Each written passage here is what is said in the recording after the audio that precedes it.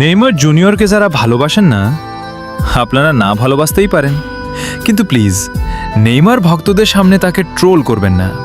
আপনারা বুঝবেন না একজন নেইমার ভক্তের অনুভূতি কেমন। আমি একজন নেইমার পাগল, হ্যাঁ আমি একজন নেইমার ভক্ত। আমার সামনে বসে কেউ যদি নেইমারকে নিয়ে হাসে, তাকে ট্রোল করে, আমার ভেতরটা ভেঙে যায়। কারণ আপনার কাছে সে শুধু একজন প্লেয়ার, কিন্তু আমার কাছে সে একটা অনুভূতি, একটা ভালোবাসা। আমরা ব্রাজিল সাপোর্ট করি, তবুও আমরা লিওনেল মেসিকে সম্মান করি, ভালোবাসি। কিন্তু আপনারা কেন পারেন না? কেন নেইমারকে নিয়ে এত ট্রোল? আপনারা কি কখনো দেখেছেন মাঠে পড়ে থাকা নেইমারকে? চোখে পানি নিয়ে উঠে দাঁড়ানো একজন মানুষকে?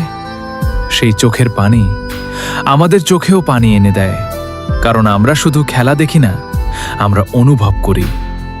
নেইমার যখন হাসে আমরা খুশি হই, নেইমার যখন কাঁদে আমাদের বুক ভেঙে যায়।